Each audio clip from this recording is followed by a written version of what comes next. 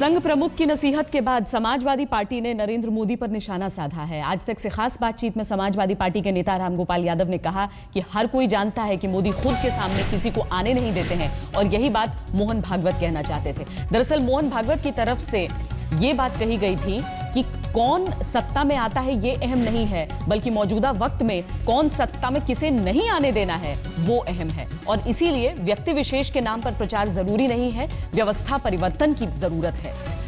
खैर, ये सारी चीजें एक तरफ हैं। जैसे ही मोदी के खिलाफ एक बात आई, झट से विरोधियों ने पकड़ा है और समाजवादी पार्टी की तरफ से यह बयान सामने आ रहा है कि मोहन भागवत भी नरेंद्र मोदी से बेजार हैं और मोदी खुद के सामने किसी को आने नहीं देना चाहते और यही कहने का तात्पर्य था संघ प्रमुख का।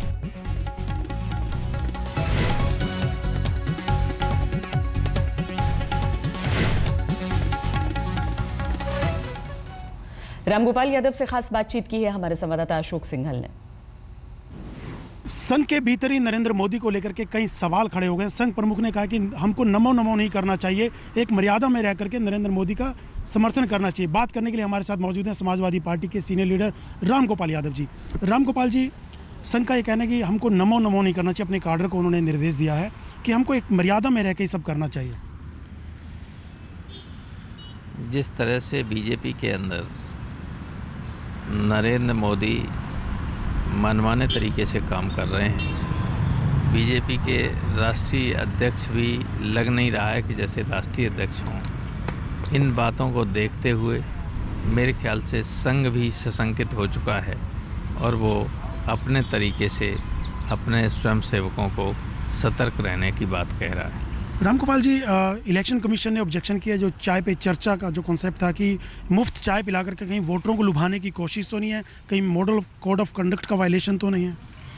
देखिए, मुफ्त चाय पिलाना और उस पर चर्चा करना ये निश्चित रूप से एक तरीके से मतदाताओं को रिश्वत जैसी थी और इसलिए अगर इलेक्शन कमीशन ने इस पर आपत्ति की है तो सही आपत्ति है इलेक्शन कमीशन। एक आखिरी सवाल, बीजेपी की ओर से कहा जा रहा है कि देश भर में मोदी की लहर है और ख़ास तौर से 80 सीटों में नरेंद्र मोदी कहीं भी लड़ सकते हैं, लेकिन सबसे बड़ा सवाल ये उठता है, अगर लहर है बीजेपी नेताओं आपस में बनारस और लखनऊ सीट को लेकर के जो बड़े नेता हैं सेफ सीट क्यों ढूंढ रहे हैं?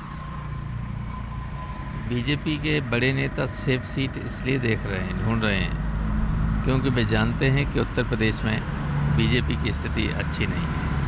चाहे जहाँ लहर हो, चाहे जितनी लहर की बात करें, चाहे जितने सपने दिखाएं देश के लोगों को, लेकिन स्वयं अंदर से जान रहे हैं कि बीजेपी की स्थिति ठीक नहीं है और इसलिए नेता सर पटौल पर आमादा हैं सुरक्षित सीट पाने के लिए। मोदी के आने से यूपी में क्या फ़र्क पड़ेगा अगर मोदी चुनाव लड़ते हैं यूपी से?